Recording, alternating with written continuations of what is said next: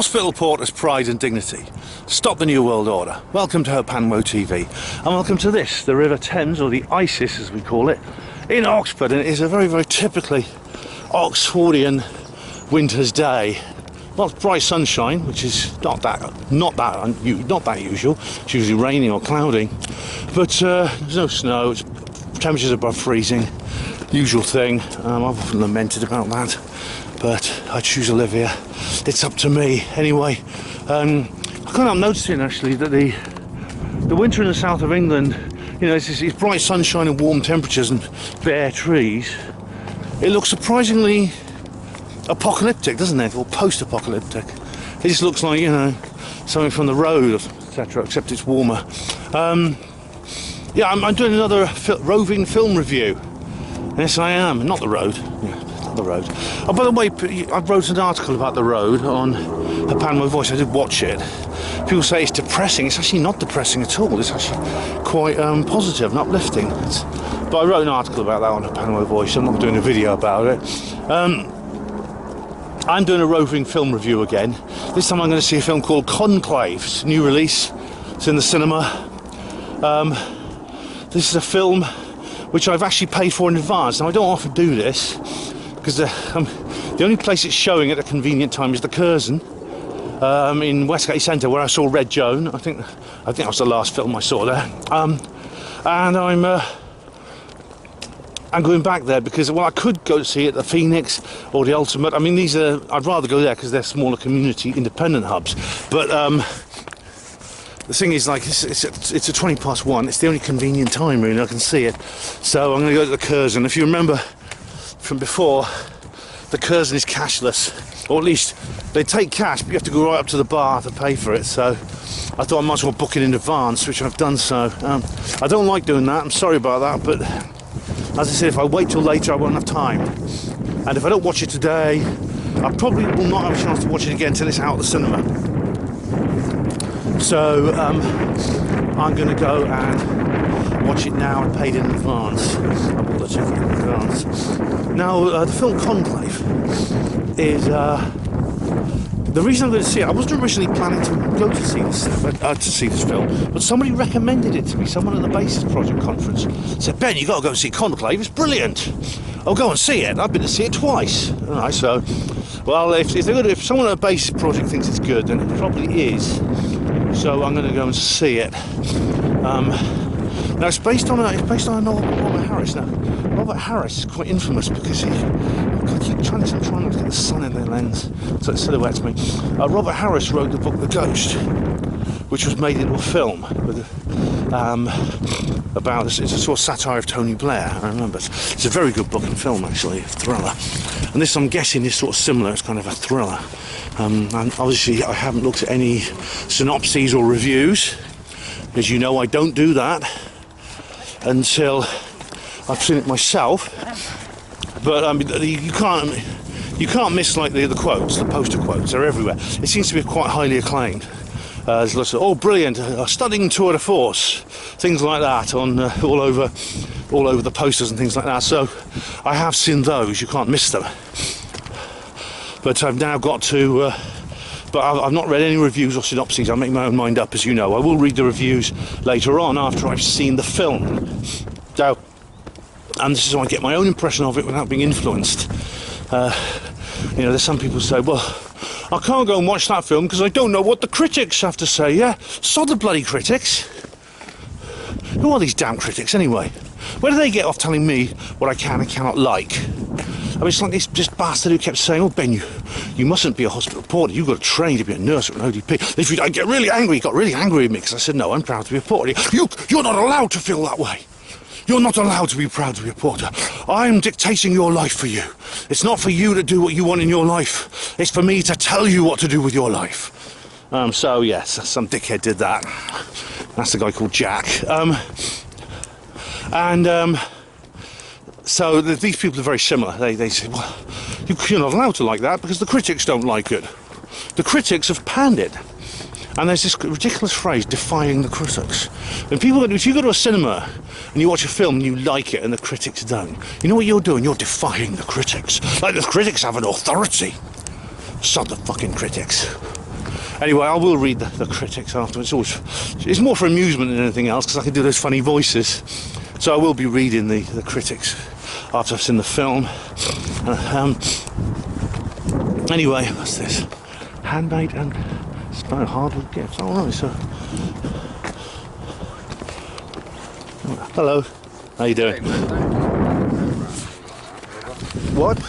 Just like this, and then. Well, I'm in a public place. Yeah, I know you are, but don't do it like that. All right. Well, all right. Flicking it like that. Well, I was just did it out of habit, you know. It's just happening. Right. I'm in a public place, you know. Just say hello and do it. Well, I'll do both if I don't. Well, think no, you won't do both. You'll be nice about it. Well, I think I am being nice. I think I am. All right. Well, look, have a nice day. You too. Try and be, a bit more conscientious with your lens. Actually. Right. I don't think I will, because I think I'm being conscientious enough. Well, I don't think you are, because I'm disagreeing with you. So well, we have a disagree. Well, that'll tell you that you're not. Okay. So you're sort of like. Okay. Well, I'll tell you that I am, and I'm disagreeing. So can you. You too. Have an extremely nice day, sir. And that there is what you do when you want to assert your own. In our public street, you have the right to film whatever you want, okay? And that is me being. That's my auditing done for the day. Yes, that's my auditing bit there. Anyway, yeah, the film. The film is it's directed by someone called Edward Berger. Now, I've not heard of this chap. Apparently, he's described as half Swiss, half Austrian. And he's done several English language films from abroad, and he's done some in German. Some of them are in German because the Swiss and Austrians speak German, although they speak a weird kind. But they're like they're sort of like it's like, you know. I don't think, maybe there's not a market for it. I don't know. Personally, there's not a market, but there's, you know, the whole foreign language film industry. It's actually something that I think it's underrated. So, for example, like the Dark on Netflix in 1899. Now, Anthony Peake recommended those, and I think they're really, really nice. They're really, really good films. And so, they're sort of TV series, but he says they're sort of about things Anthony Peake won. But anyway, this guy's most famous for several English language German films. Who they won BAFTAs, even though they're not British. One BAFTA give out an award, by the way, for best foreign film in the English language, which is kind of not British, is it? Because too many people speak English in this world. I think, you know, we should start.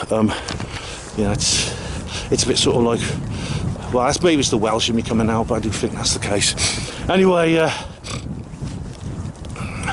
Edward Berger is apparently he's directed several films, and this is one of them. Now, Robert Harris, the author of the novel, he authored the book. He also co-wrote the script. He co-wrote the script as well. So that's interesting as well, isn't it? Yeah. So he co-wrote the script. So it's very much Robert Harris kind of thing.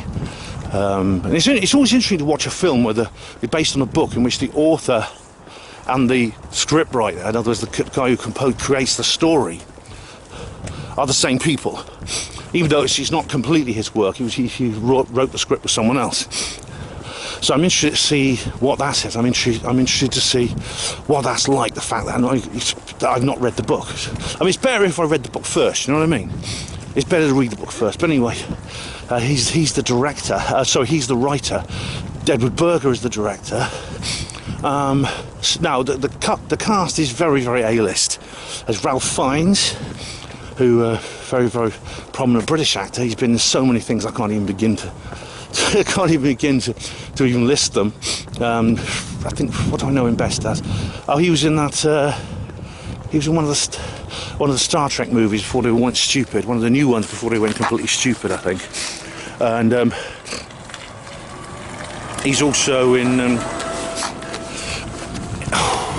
It's one of these moments where you can't think of who they are, you just know them so well. Stanley Tucci is the next one. Again, he's very, very, very prominent and very, very experienced. These are very long-term actors who've been actors for years. Now, the one I'm most familiar with is John Lithgow. John Lithgow is an American with a very sort of posh transatlantic accent. He talks like this. Yeah, he's got a very distinctive voice. He's done a couple of voice roles, like in Shrek. He played the evil Lord Farquaad in Shrek, and his voice is just unmistakable. He was in that documentary as well with Kelsey Grammer. What's it called? Best of Enemies, about the old William F. Buckley and Gore Vidal dispute. He's very good in that. Kelsey Grammer, of course, is another sort of like transatlantic. By transatlantic, I mean sort of like some Americans, especially high-class Americans, speaking away almost like posh English. You know, they have that kind of voice. So he's got this very distinctive voice like that, John Lithgow. So that's all I know about it. Like I said, I know from watching the trailer that it's about the Vatican and the Church, and it's some kind of conspiracy involving the Church. So I've got the feeling it's giving me kind of Dan Brown vibes, the Da Vinci Code, things like that. Yeah, the Angels and Demons. I'm getting that kind of vibe off it. It's 2 hours long on the dot, so I think I'll have to wait and see what it's like. And obviously I'm not going to actually reveal anything beforehand, as always, because I'm not going to reveal anything to myself beforehand. So, as I said, that's not how we watch movies. I want to come out of there. I've got a notebook so I can make notes, which is not easy in the dark, because you're not even allowed to use any sort of like torch or anything to see your way around when you're at the cinema. Switch phone off, obviously. So, that's what I'm going to do. So, I've chosen this day to walk down the river because I've got plenty of time, having finished work early, and yeah, it's far more pleasant, even in a sort of like sort of zombie apocalypse 28 days later wasteland that it sometimes appears to be. It's better than walking along the roads. I mean, buses and lorries and things skirting past you all the time. Anyway, see you later. There must be a lot of sunken ships somewhere, because everyone seems to be living in lifeboats these days. I think these boat people. Right, this is Oxford Crown Court. Now it's covered with a pigeon net to stop pigeons pooing on it. Somebody's put a horseshoe there. I wonder why that is. I tell you who'd be interested in that, Ellis Taylor. He'd be very interested to know why there is a horseshoe there. That's Carfax Tower. Yeah, welcome to Oxford City Centre. I'm now heading for the Westgate Centre, which, if you remember, is where the Curzon Cinema is. Now, some of you might not actually remember. You may have seen my video I made in there. If you remember, I made an actual Westgate Centre video when they first opened that pile, that cathedral to consumerism. I mean, it's ironic, isn't it? It is actually very ironic that the only structures modern civilization builds that matches, even approaches, the grandeur of the medieval cathedrals are things full of shops, things you buy, things. Conformism, convention, yeah? It's kind of like ironic. It says a lot about our society, doesn't it? Anyway, in there is where the Curzon Cinema is. And it's in when you're in the Curzon Cinema. I think I saw Red Joan there. Did I see anything else next? Let me think. I saw It View. The one before that was Civil War, and I saw that at the Odeon, up in the George Street Odeon. And before that, what was the one before that? Probably you viewers know better than I do. Anyway, the Curzon is in there in the Westgate Centre. I'm on a bit of a high actually, because I rather enjoyed that auditing session I did earlier on. It was really good fun. I feel quite empowered by it. I mean, I was polite, I was calm, and I just told him no. I just said no. I mean, I suppose that the secret of auditing is you don't remain calm and polite, but I did. That's my auditing. Anyway, so could I be Charlie B? Do you think would you enjoy it? Oh, it's I can hear Christmas carols. And there's Santa Claus. It is Christmas after all, but I mean, do you think I could be a kind of new Charlie Beach? What do you reckon? Hello everybody, I'm going to put on my expensive Ray-Ban sunglasses and I'm going to strut around town spreading my legs like this and finding some crackheads to wind up, or some Palestinian protesters to wind up. I tell everyone I support Israel. I don't really, but it's just the Palestinians are so much easier to wind up, and so I pretend to support Israel. And what else do you do? And everyone hates me. Well, all men hate me because they envy me because I'm so superior and incredibly handsome, and all the women can't resist me. And I'm going to go to Cottagers Cove, not because I want to go down there myself. Well, not really, I don't tell you that. But I'm going to go down there just to get some content from my channel. And I did try that I tried that in Manchester, it doesn't work.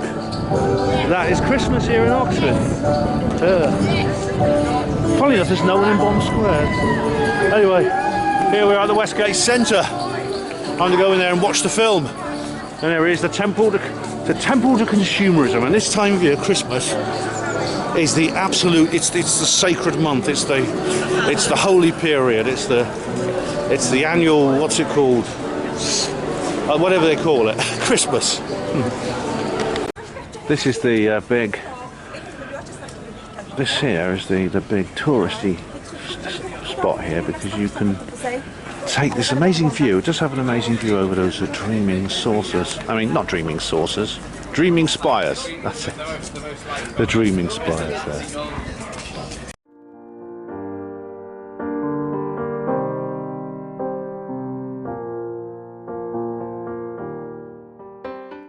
Okay, I'm out.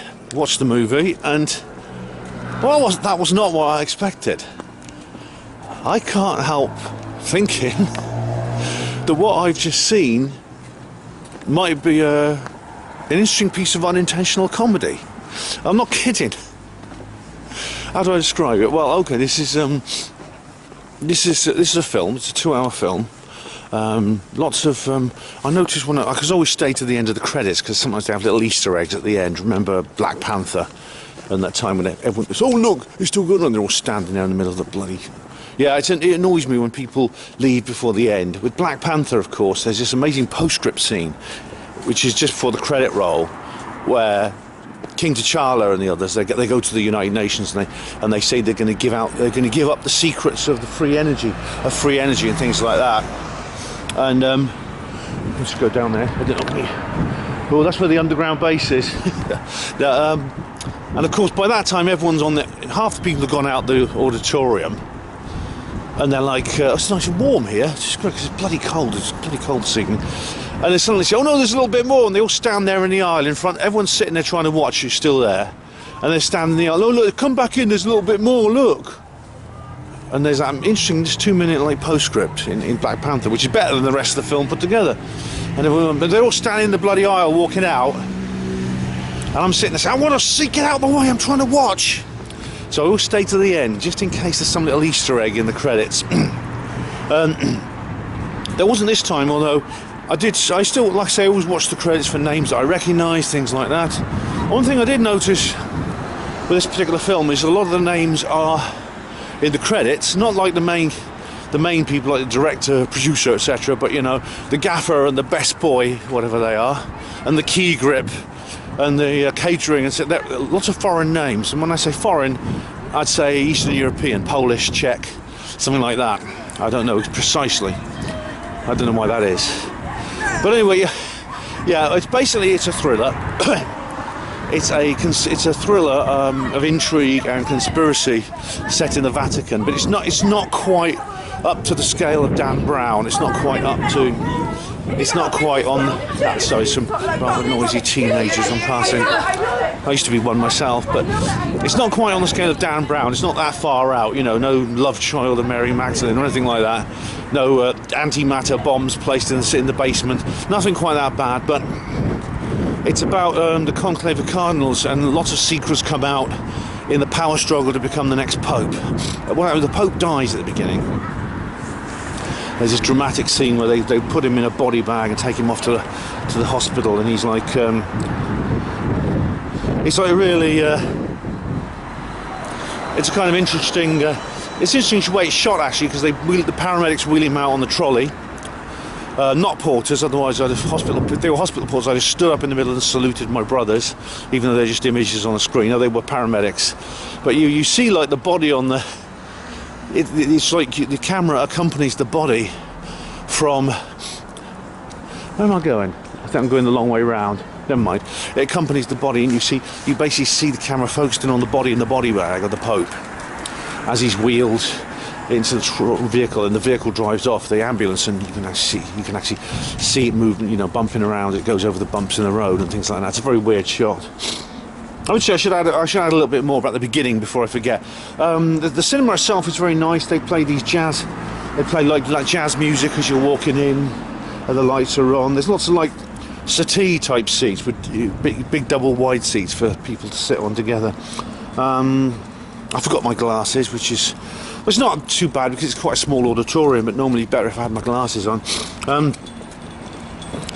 Watched the trailers, didn't see anything I particularly want to make another video of. There's going to be a film coming up about Take That, the band Take That, in which Robbie Williams appears to be some kind of monkey. I don't know if that's a kind of rather surreal thing, but that's the impression I got. Where I'm going up here. Oh, you'll pass the cinema in a minute. I'll be able to show you the cinema, the actual. Well, it's inside Westgate Centre, but it's got its name in the windows. You'll see it in a minute. Okay, back to the film I was watching. The Pope dies. They take his ring off his finger. They have to break his finger to get the ring off. And this is all done according to a ritual. And they break the ring. They break his finger getting the ring off, and then they have to get a chisel and hammer off the papal seal from the ring, and then the room is sealed. Now the main character, the central character, he's a bit like Sean Connery's character in The Name of the Rose. Remember that film? Yeah, it's Curzon. You see, Curzon Cinema. That's where it is. I was up there. It's part of Westgate Centre, but that's the cinema itself. Here we are. Now,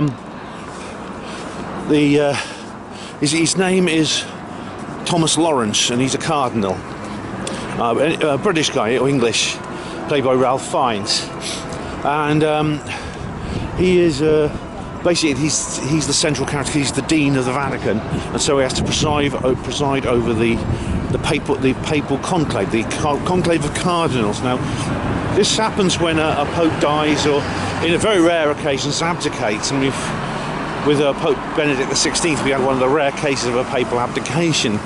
Popes almost always, apart from maybe just one or two exceptions, I think it's just two, there's the last one, and there's one hundreds of years ago, they die in office, and in this case the Pope died. I remember when the last one died and Benedict XVI was chosen, they have what they say a conclave of the cardinals. Now the cardinals, these guys who go around in red, who are like they represent countries, and they also represent they're like the assistants of the Pope.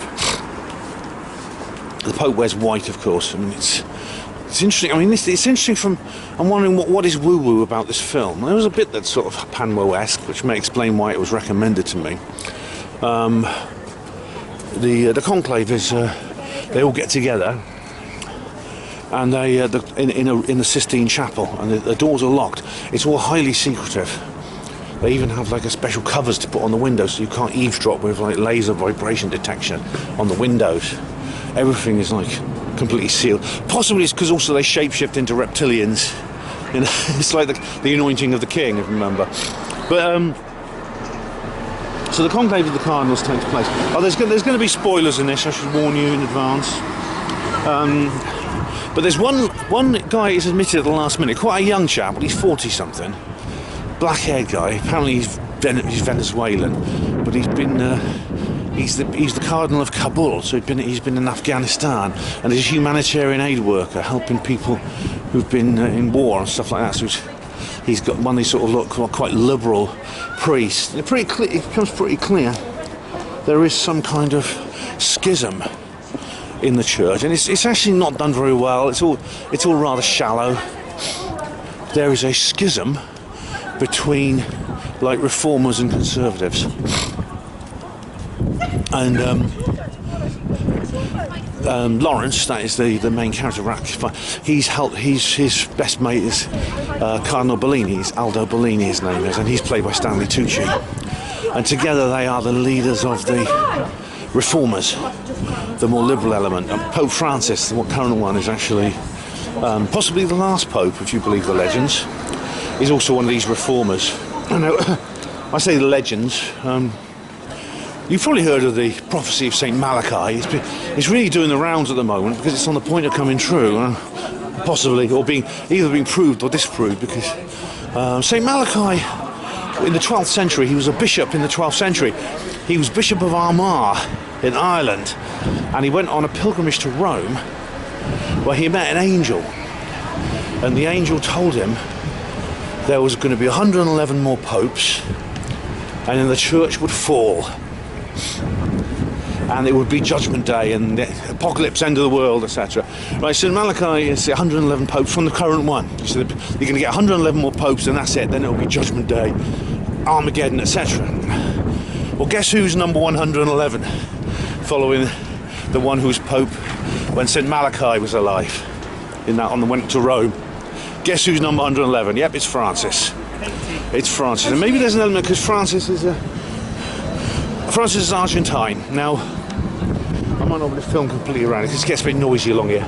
Francis, of course, Argentine, and maybe there's a little nod to that fact because this new cardinal who turns up, and I told you there'd be spoilers, ends up getting elected, is from South America. So maybe there's a nod to that in this whole issue. Now, I think Francis is the first pope from South America. Oh, Santa's still out and about, is she? They're still here after 2 hours. Oh, help that. Oh, that's nice. Hello. You a Merry Christmas. There you go, my copyright. Hello. Hi there. That's Oxford at Christmas, guy. So I might have to stop filming at some point. It gets very busy along here. But I'll film as much as I can. Yeah. So there's kind of a nod to that, the fact that Francis is the first pope from South America. It's never happened before. But also, so there's a nod to that, and also, I wonder if they were aware that the filmmakers must have been aware of the prophecy of St. Malachi. But I'll say a bit more because it gets noisy along here. Alright, I'm going to carry on here. It's still a bit crowded, but I just thought it's a lovely scene. I don't know if you can see it, it comes out as well on film as it does in my eyes, but Magdalen Tower there against the sky looks lovely. So the colours and the pastel shades and all that sort of thing. So I thought I'd carry on here. Yeah, as I said, there is this schism in the church, among the cardinals between the reformers and the conservatives, and the reformers being embodied by Bellini, Aldo Bellini, and Thomas Lawrence. These two cardinals, a British guy and an American. I think he's meant to be American. He's got an Italian name. The actor Stanley Tucci is Italian American, I believe. And their main rival is a guy called Cardinal Tedesco, who is Spanish. Sorry, he's Italian, and he is an arch conservative. He's like a traditionalist. And when I say traditionalist, he's actually a very shallow individual and a very shallow character, not a very well composed character, a bit of a cliche, a bit of a caricature. Again, this is not the most intellectually deep film in the world, I have to say. There's one scene where they're sitting in this room. It looks strangely like a cinema. It looks strangely like a cinema seating, and they're having a rebellion. This is after a bomb has just gone off in Rome and killed lots of people, and they were showered by dust from the broken glass. And it turns out it's the Muslims, of course.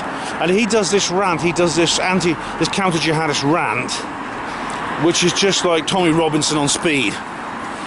But it's just so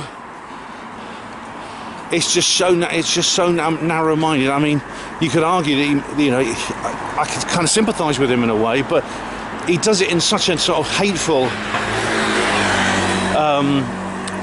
narrow-minded, shallow, just textbook pat way. I mean, every word he says is, fighting the barbarians, we fought against those Moorish monsters and things like this. It's just so... It's exactly how, I suppose, left-wing people portray the right. So he's this... Cardinal Tedesco is this kind of like...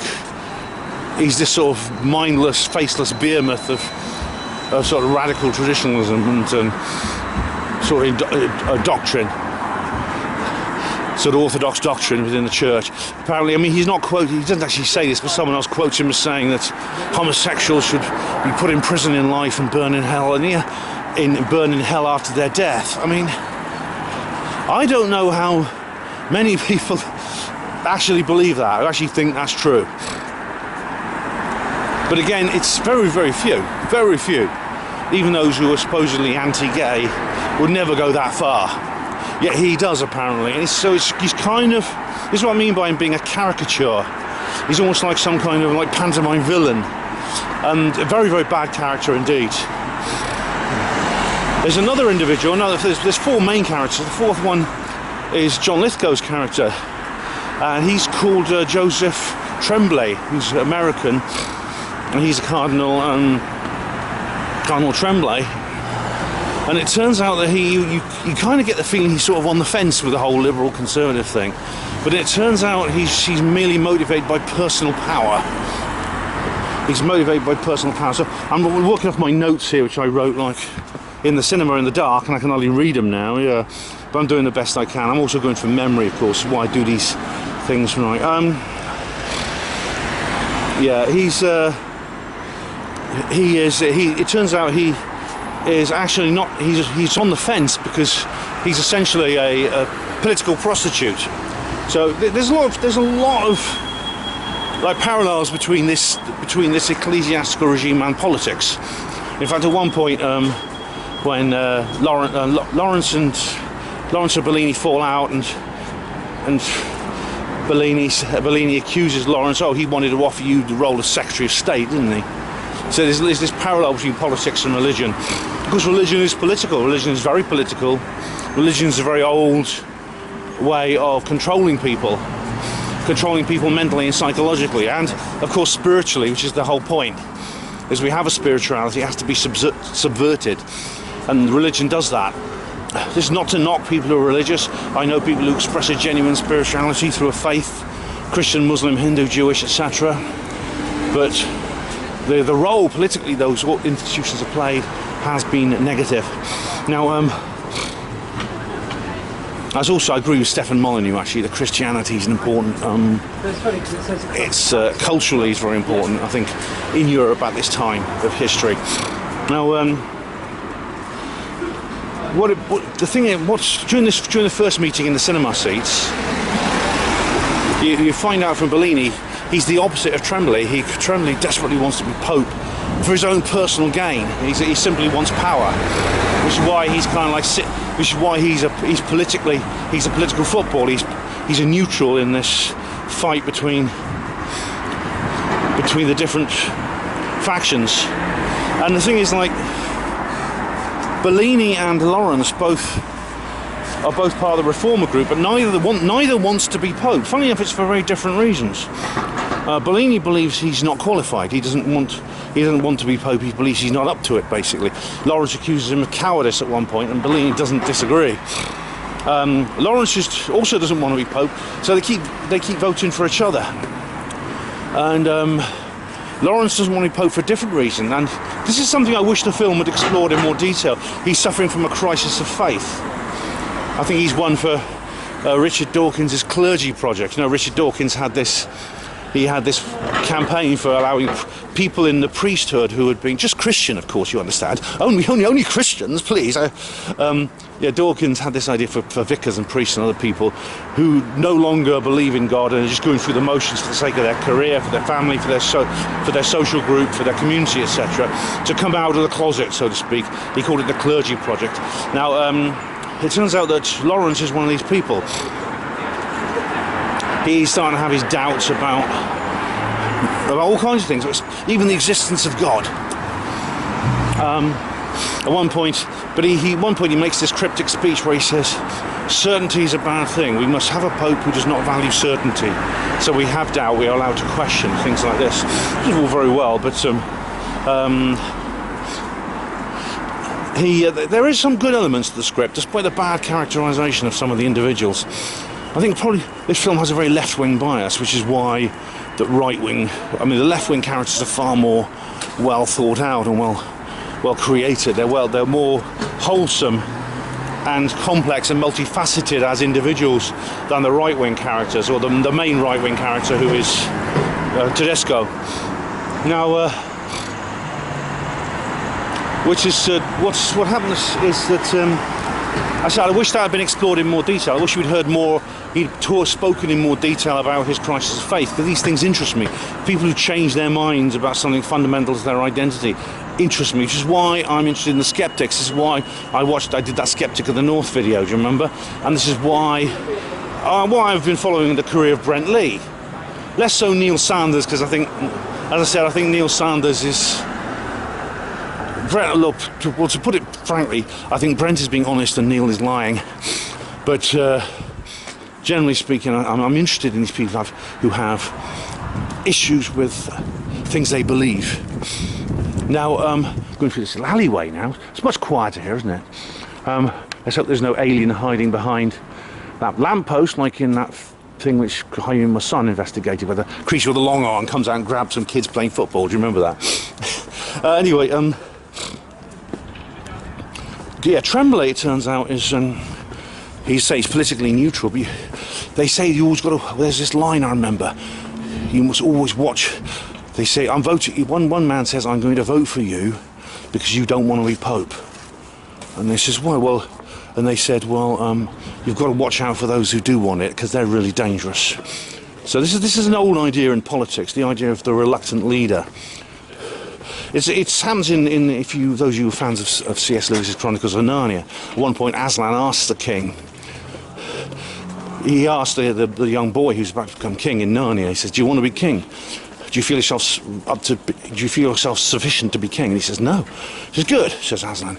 "Had you felt yourself worthy, it would have been proof that you were not."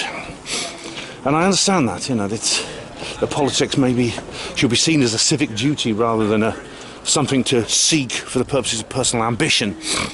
Yeah, I'm actually in favour of the old idea, which I think came out of early socialists, which was that MPs should be paid like the minimum wage. I'm quite up for that. I think let them do their stuff on £7.50 an hour. Yeah. Anyway, so neither Lawrence nor Bellini want the job. Neither of them want to be cardinal. Well, neither of them want to be Pope. So. And there's this newcomer that comes in. It turns out no one even knew he was a cardinal, because he was ordained by the Pope in secret, but he has all the documentation. So he turns out this young chap from who'd been in Afghanistan, and Tremblay, it turns out, like all kinds of secrets come out at that point, because it turns out that Tremblay wanted to destroy his main rival, who's this black guy called, what's his name? I wrote down his name at some point. He has a very strange African name. Just get out all those people behind me. Oh, Adeyemi, who's his main rival, and of course the lefties love him because he's black, he's an African. But they're saying what Tremblay does is he finds out that this man, when he was younger. He's an old guy now. When he was young, when he was 30 years old, he had an affair with a 19-year-old nun, and they had a baby. The baby was adopted out to a Christian family, and they never saw each other again. But then suddenly, she turns up. She's part of the servants, because they have like the nuns acting as servants for the Conclave. It's interesting actually, but another reason I think this is a left-wing film. Is because Robert Harris is quite left-wing, and his whole film, as I explained earlier, he wrote this book called The Ghost, and it was turned into a film called The Ghost, alternative title The Ghost Writer, and in this film, if you remember, if you've seen it, you'll know that it's basically a satire of Tony Blair. But in this case, I think that the left-wing ideas are more sort of third wave and more woke. It's not really old left, more new left. The nuns, you see them moving around the kitchen, cooking food for the cardinals and things like that. And because the cardinals being all men, only women can't be ordained as priests, unlike the Church of England. I'll sit here for a moment. And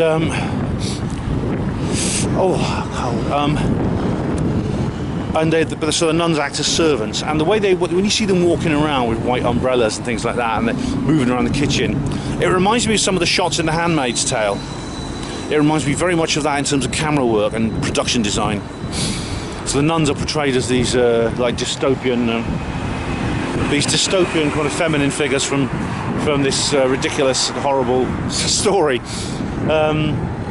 Yeah, the camera. By the way, the camera work's very distinctive. You get lots of like close-up shots of people. You can hear them breathing. Most of the shots are basically head and shoulders, and very often one popular shot is where you see people walking along, and the camera's right by their nape as they're walking along, and you just see the back of their head. And also, you see several shots like that. There's also a shot where there's lots of shots of people just basically looking over people's shoulder. All you can see though is one of their ears and their glasses, and everything else is out of focus. That's another classic shot. But Lawrence actually gets one of the nuns, the Mother Superior, to help him uncover this plot by Tremblay, because Tremblay brings this nun who was as a 19-year-old girl, had an affair with Adeyemi and had a baby, specifically to destroy his reputation. Because when she saw him, she basically had hysterics. She hadn't seen him since that day, since that time the baby was born, and so that they realised he was trying to generate a scandal, and he did more because you see there was a rumour circulating that Tremblay had been relieved of his office, that the Pope had dismissed him just before he died. Now I thought they were going to go down the road, well, Tremblay must have murdered him then, but they didn't quite go that far. I suppose that would have been a bit too cliche. But what happens is Lawrence breaks the seal on the Pope's apartment. You know, when the Pope's, you learn a lot about the tradition of the whole thing. The Pope's apartment is sealed as soon as his body is removed until the next Pope moves in. Well, Lawrence breaks the seal and goes in, breaking that, so violating that protocol. But then he's looking around for the Pope's possessions. He discovers a secret cupboard. By pressing a little button, this secret door opens in the wall panelling, and inside there are documents proving that Tremblay is a crook, and that the Pope did in fact dismiss him. The Pope might put him in there because he thought Tremblay might dispose of the documents. So Tremblay gets exposed. The Cardinal of the Conclaves, I mean, you've probably seen pictures of it being reenacted. It's never ever filmed or recorded at all. It's one of the most private things in the world. I mean, it's almost like an alien autopsy, it's so private. As I said, they have devices on the window to prevent eavesdropping by laser vibration detection on the glass. But they all go in their big red regalia and they sit around. Now basically they then have a discussion and a series of votes until they've decided on who the Pope's going to be. And it's very like an election. It's just like a political election.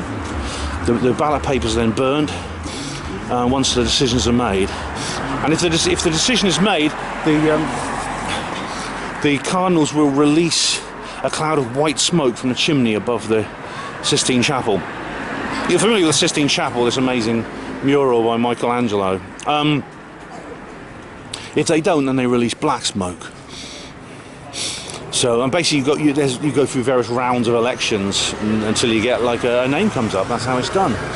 And it is, like I say, very political. Funnily enough, there's like all the cardinals are sitting there, but there's this guy who looks like maybe he's an Orthodox priest. I don't know if maybe they have one Orthodox priest in there or something. Maybe it's an old 1,000-year-old tradition. I don't know. But I don't know if he gets a vote or what. There's several shots over the camera in the Sistine Chapel of the camera like going around in a circle. So it feels a bit dizzy. And that's another very, very classic shot. I'm just going through my notes here. The first time like Aldo speaks out and says how he believes that women should be empowered and how he's not anti-homosexual and things like this, and the church should recognise homosexual relationships and stuff like that. There's lots of reformist stuff. You cannot get in the feeling that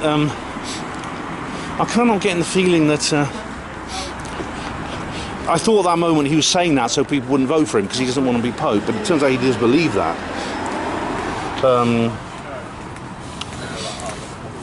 Right, where are we going? I can't even read most of this. That's the problem with writing in the dark.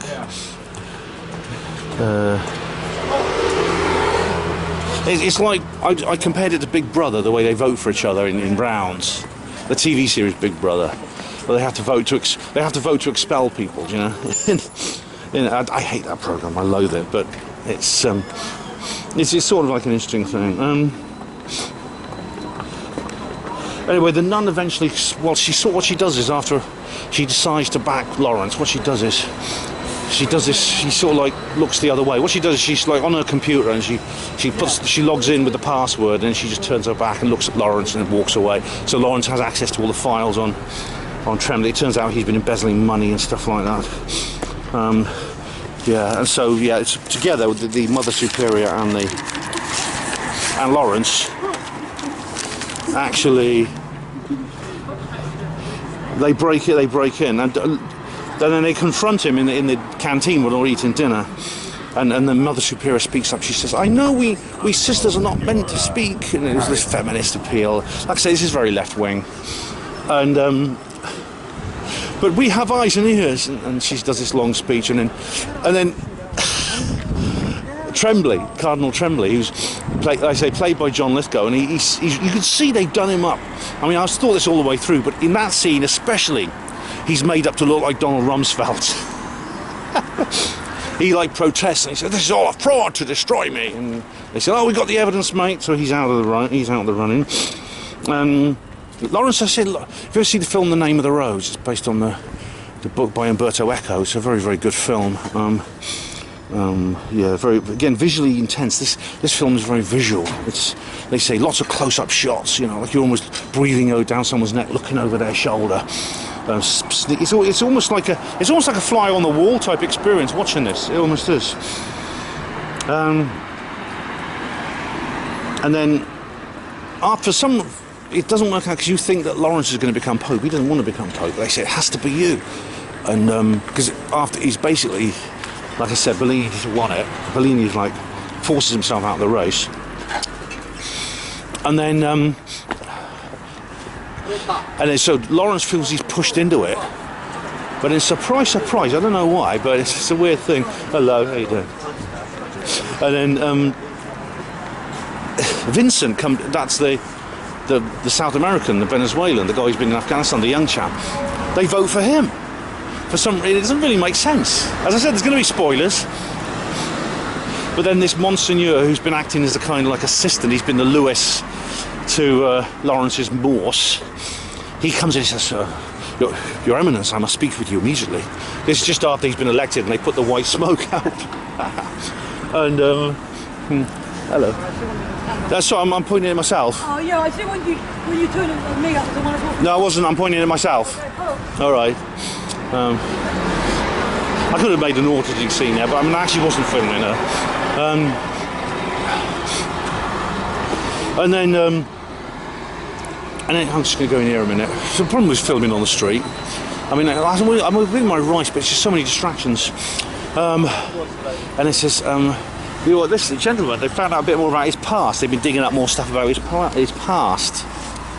Some more dirt on him, basically. So this guy was originally employed by Lawrence to go because Lawrence is in Conclave and he's like sequestered, so he's not allowed any contact with the outside world. I'll tell you a bit more about the traditions of it all. Because like they literally with the conclave of the cardinals, it's not just like an election. It's done according to centuries-old rituals where the cardinals have to be sequestered, like the jury in crucial trials are not. George Floyd, etc. And so they basically lock themselves in the Vatican, and they only go between their hotel or their accommodation block and the accommodation centre and the Sistine Chapel until they've chosen a new pope.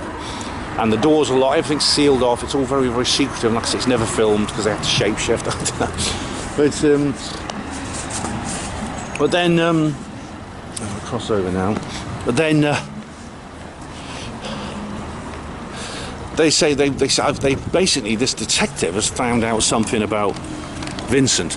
It's funny enough, when he's being elected, they say, which do you accept the role of in very, very flowery Latin, they say, do you accept the role of Pope, etc. like that, in that kind of, and he says, yes, I do, I accept.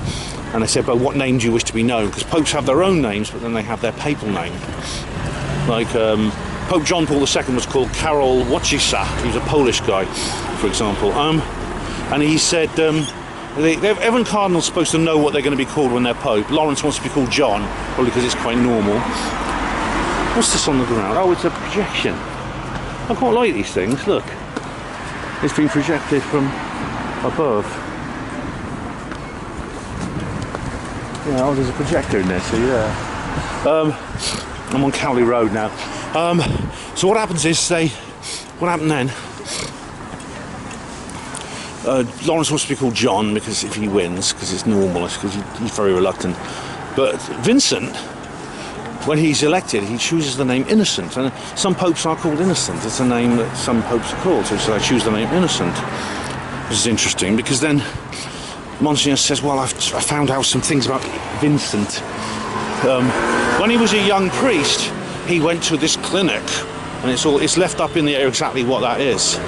And then Lawrence looks really shocked and horrified. So he's obviously not that much of a liberal, and he goes to confront. You think, what's it? What is it? Is he? I thought they're going to say he's been involved in euthanasia or abortion, or something like that. I thought it was going to be something like that partly because of the character who Lawrence is, and the fact that he's like, and he looks so horrified. But when you find out what, this is where the unintentional comedy comes in. He said, I said, there are spoilers, all right. He said, he said, when I was a young man, I thought I was completely normal, just like the other boys. I had no reason to think differently. But then I went to have my appendix out, and they discovered that I have a woman's uterus and ovaries. So what he's basically saying is he's an internal hermaphrodite. Now, this goes into the realm of intersex people. There's different kinds of intersex people. And these days you have the people who use they, their pronouns and things like that. And there's far more of them than they should be. And 99+% of them are just victims of brainwashing. As you know, that's my opinion. But there are people who are naturally interested into sex. Now, in some cases it's psychological, and it's something in terms of their soul journey or psychology. In the case of Claire Ray Randall, who I've interviewed a couple of times, you'll be familiar with if you're familiar with this channel. But there are people who are... Claire was never physically a hermaphrodite. A hermaphrodite is someone who is physically intersex. In other words, they have genitalia that fit both male and female together. Now this is... Don't ask me how that goes together, all right? Don't ask me what... I dread to think what that looks like, all right? But there are people like that. It's very rare, but it does happen. Famous case in Brazil a few years ago, I remember, of a hermaphrodite, a full hermaphrodite. That is, they had both ovaries and testicles, like this gentleman, like this Vincent in the film. And what happens is that this person was registered a boy at birth, because they had to choose one or the other in those days. But she called herself she and believed she was a woman. This non-binary stuff's a load of bollocks, because everyone, regardless of their physical or psychological state, will always feel they're he or she. That's, you know, the non-binary thing is just, it's a modern invention, basically. Even like I said, people who are hermaphrodite will say that I, like biologically, physically hermaphrodite, will say I am male, or they'll feel they're a man or a woman. And this person felt they were a woman and wanted to get married to their partner, Brazilian Air Force officer, and so she had to go through a massive legal battle to change her gender. This is a way long time ago, but this these days, of course, is completely normal, but that was a long time ago. It turns out this Vincent is similar. But I mean, I thought firstly that was very funny. It was kind of, as I said, unintentional comedy. Because I mean, physically, you know, from his external appearance, he's a perfectly normal man. And he said, in the end, he didn't go for this surgery to remove his uterus and ovaries. He said, this is how God made me. And then the film kind of ends, which is a bit of a, again, this is very anticlimactic. There could have been, like I said, this film could have easily been another half hour longer, maybe longer, or maybe have a part two, because. So I'll just come over in a minute. Lots of people over there. The reason is that This could have easily been have a part one or part. This could have easily continued. Firstly, there could have been a more explanation of that concept, the idea that even someone who's very biologically abnormal is still created by God, and therefore from a theological point of view you could argue he chose not to have his female parts removed, even though he didn't even know he had them until he had this other operation. He chose not to have them removed because because he believed that, well, this is how God made me, I'm going to stay that way. I think they call these things, there's also these things called teratomas, which can resemble organs from the opposite sex. I don't think that makes you a hermaphrodite, I think it's something else. But anyway, then the film kind of ends, and you never find out more about what makes Lawrence tick. You know, why is he having this crisis of faith? Does he believe he's an atheist, or is he going to become a Mormon or something? It's never explored. So I consider it, firstly, like I said, the plot line with Vincent at the end is unintentional comedy. It's actually very funny, because Lawrence says, in a few minutes, he says, I've discovered something about you. In a few minutes, you're going to become the most famous man in the world when you go out on that balcony in your white robes. And he's looking really horrified. I mean, it's actually out of character for Lawrence to be so horrified over something like that. It really is. I think that's, in a sense, Lawrence is now behaving like Tedesco would. You know, he's an aberration. He's a horrible aberration, a warped creation of the devil. He's Satan or something like that. You know, so it's out of character for Lawrence to behave so shocked. I suppose it was necessary for suspense. But you think, well, what's going to happen next? Is he going to go public and say this man can't be Pope because he has these things inside him? Or is he going to say, is he going to just keep quiet about it and not tell anyone? Or is he going to say, yeah, this is true, but it doesn't really matter? But you never find out, because the film ends. You never find out exactly what his crisis of faith is. So I had a big laugh at the end, but that's kind of it. Let's see what the critics have to say. Alright, after slagging off the critics earlier, I thought we'll go and see what those bastards have to say. So, here we go for begin with, right. Best Picture of the Year, it says above, for Dune Part 2. I haven't even bothered to see that. But here we have the Garidian. What's it say here? Quality news has never mattered more. You read 30 pieces of our expert coverage in 2024. Please consider becoming a Guardian supporter for £4. Fuck off! If I'm gonna have shackles put on me, I will not forge them myself. All right then. Right, review. This article is more than 3 months old. Oh, it's written a long. Has this film been on release for a while? Conclave review. Ralph Fiennes takes charge of a tense papal election thriller. This is the Toronto Film Festival. It was 4 stars. That must have been. This guy must have gone to see it when it was released then, in that festival. Benjamin Lee, nothing in relation to me. The actor leads a top-tier ensemble, including Stanley Tucci and Isabella Rossellini, in an entertainingly juicy adaptation of Robert Harris's novel. Yeah, that's that. There is Ralph Fiennes. There's Lawrence there, as you can see. Like the easily devoured paperback it's based on, pulpy papal thriller Conclave has a brisk page-turning allure filled with juicy intrigue and mystery. A beach read that would follow you back home after. A beach read that would follow you back home after. We've become grimly accustomed to plot-heavy bestsellers, such as this, stretched out into indulgent 10-episode seasons of television. It's a mercy of sorts to see All Quiet on the Western Front, Edward Berger, that's it, yeah, transform Robert Harris's unput-downable potboiler into a brisk, contained feature instead.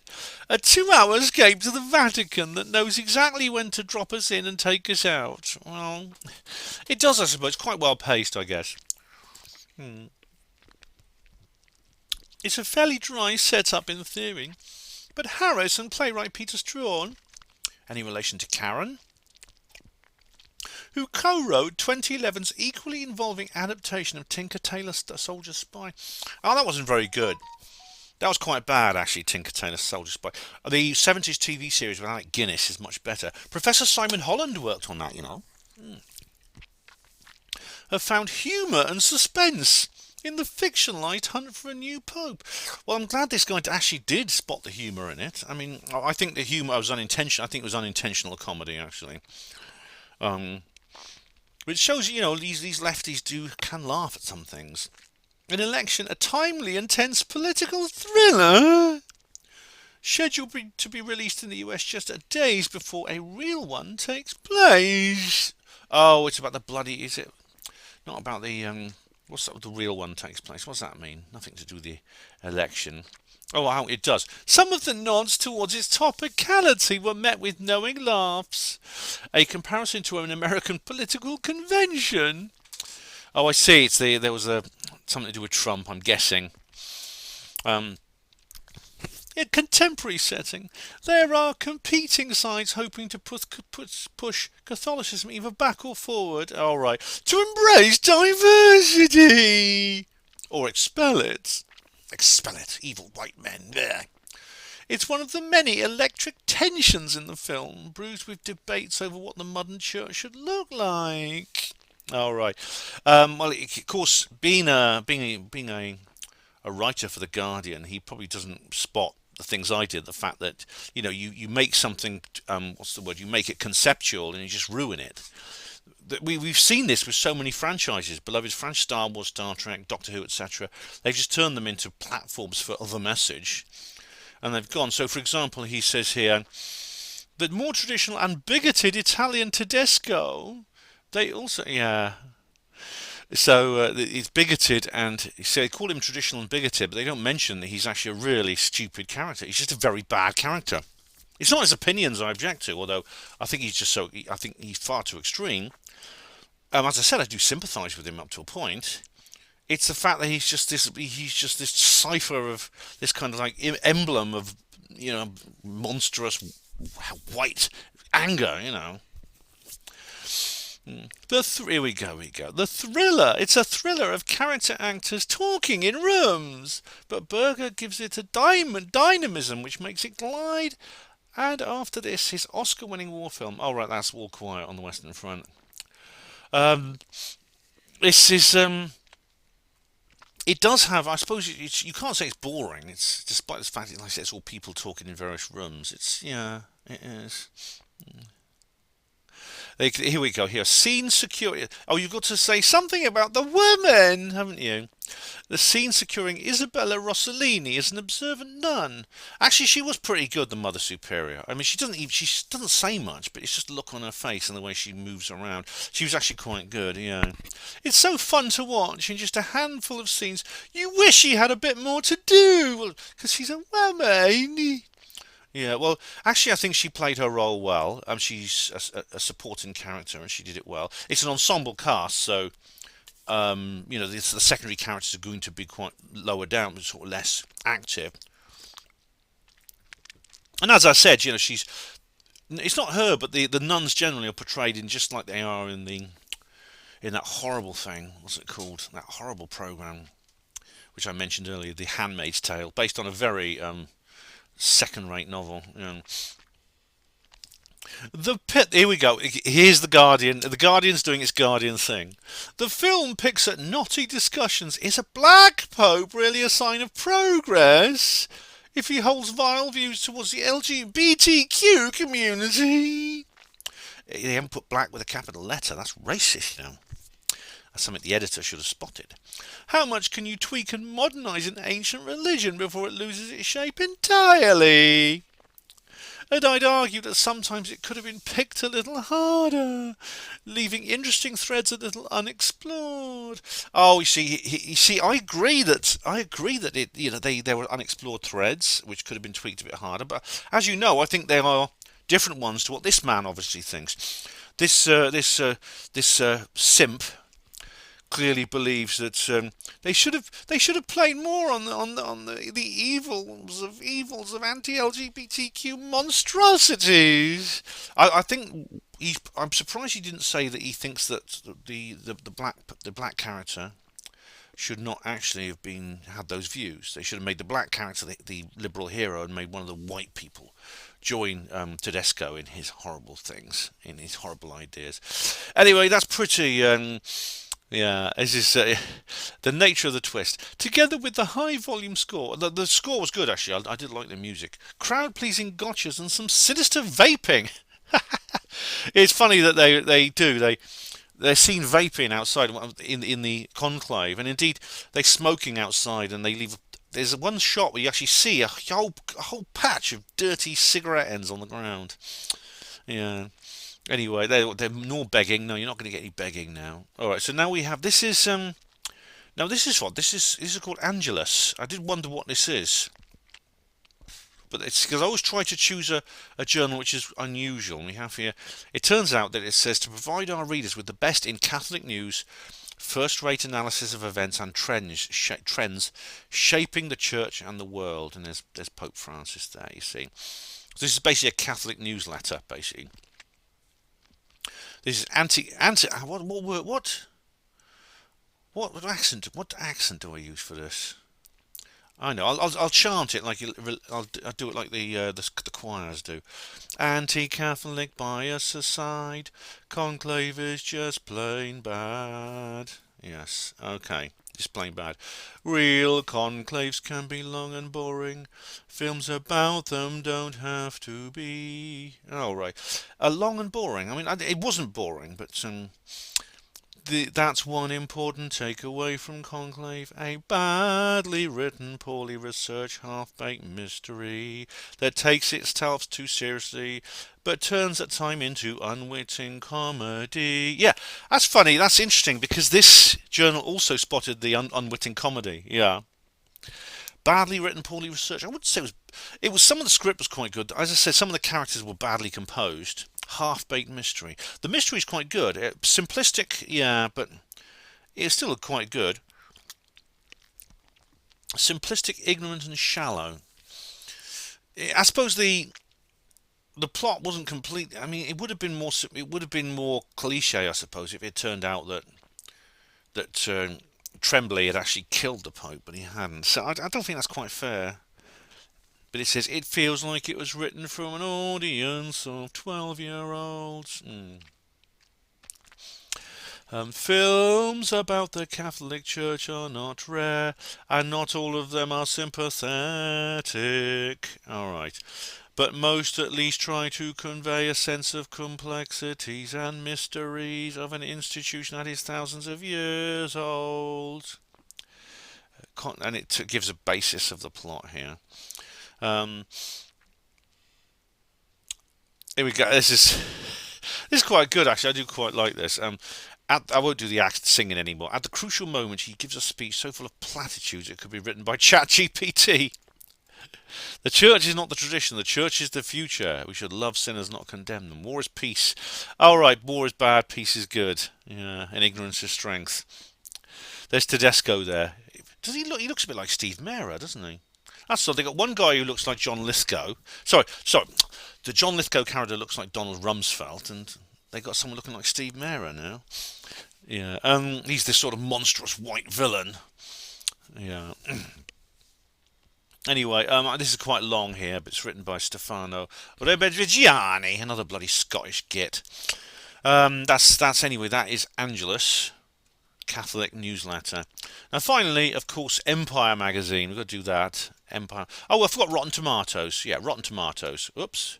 What did Rotten Tomatoes give it? 93% tomatometer, 86% popcornometer. Right. So it seems the critics liked it more than the viewers. Yeah. Usually, see, good films, it's usually the other way around. Yeah, but oh God, who's that? That's not me after I've grown a beard. Anyway, critics' consensus. Carrying off papal pomp with immaculate execution and career highlight work of Ralph Fiennes, Conclave is a godsend for audiences who crave intelligent entertainment. Yeah, so again, this is it appears that there's lots of mixed feelings about this. I mean, when I looked at the poster reviews, like I said, the poster reviews are all very positive. Loads of like poster quotes, you know. A stunning film, a memorable tour de force, etc. So let's go on to Empire magazine now. Conclave review. What do I do now? Get out of the way. All right, there's Ralph Fiennes again. There's Lawrence. Tasked with, I'll give him the same name. I'll give him the same accent. Sorry. Tasked with appointing a new the same accent for Empire. Dutiful Cardinal Lawrence, Ralph Fiennes, must wrestle with his convictions amid scandals and surprises. They gave it 4 stars as well. Edward Berger's follow-up to All Quiet on the Western Front is a slickly enjoyable papal popcorn piece. I like that. About faith in institutions. Conclave may be set in the Vatican, but it's practically modelled on American politics. I noticed that too. I noticed that as well.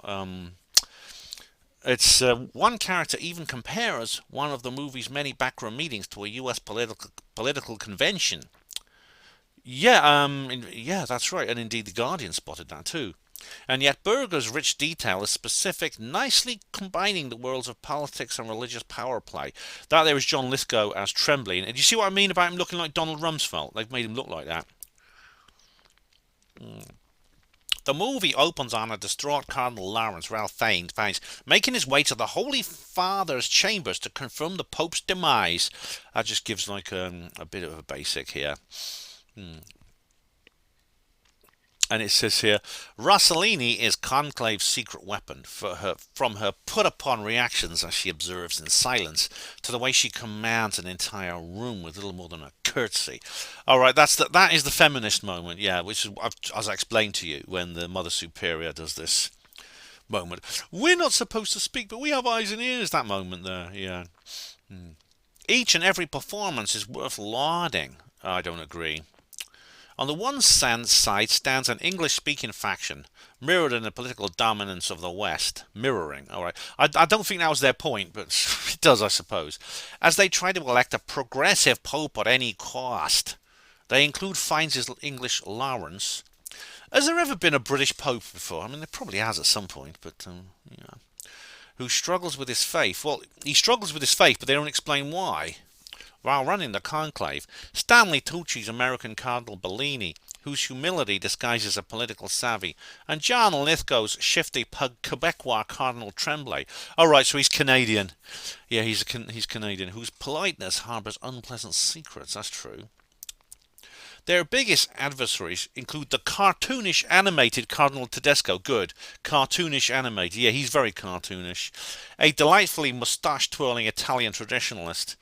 And the more personable Nigerian underdog, Cardinal Adeyemi, who embodies the film's notions of political and personal duality. He appears to be a modern choice, but his harmful beliefs and past transgressions complicate his legacy.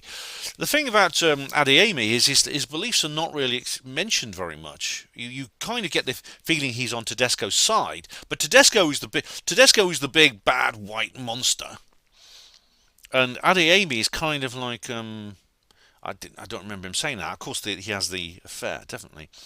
Caught in the middle of this are the kindly Mexican newcomer, Cardinal Benitez, Carlos Diaz, secretly stationed in Kabul, and Sister Agnes, that was her name, the Mother Superior, whose own job is to serve the Cardinal's dishes with her duty to protect her convent.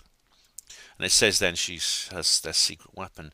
As conspiracies come to light, Berger's winding plot unfolds in tight confines. The cardinals are, after all, sequestered, leading to breathless claustrophobia, aided by cold interiors practically devoid of colour.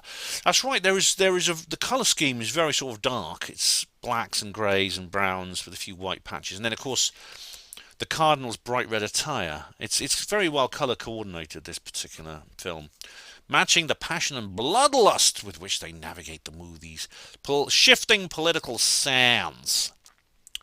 This one also calls it a potboiler. Right. But Berger presents this not only thoughtfully, but viciously and deliciously.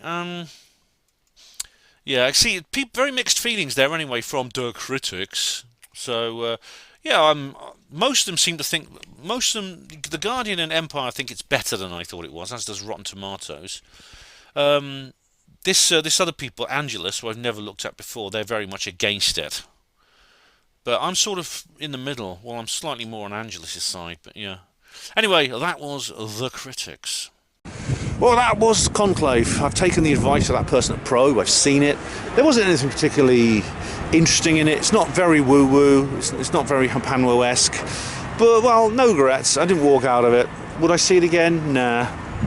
But so I'll give it marks out of 10, 5 out of 10 maybe. In terms of marks out of 5, maybe 2 out of 10, depending whether you use the 10 or the 5s.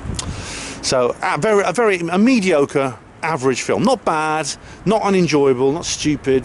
Well made cinematically, theatrically in terms of its camera work. The script's not bad. Characterization, well, it depends whether the character is left wing or right wing, but average. Yeah, that's all I can say about it really. Thank you for watching Panwo TV. What's coming up next? Right. I'm going to do a live stream. Well, first I've got plans for the period between Christmas and New Year, doing a reply to comments. I'm going to do a live stream sometime over the Christmas period, but not Christmas Day, because my daughter has very kindly, well, it's not she who invited, her boyfriend's family have very kindly invited me to spend Christmas with them, because basically no one else is here. It's either that or I sit up all night getting drunk with Ahmat and Hossan, and that's not much fun. So I'm going to spend Christmas Day with my daughter's boyfriend's family, and she and he will be there, of course.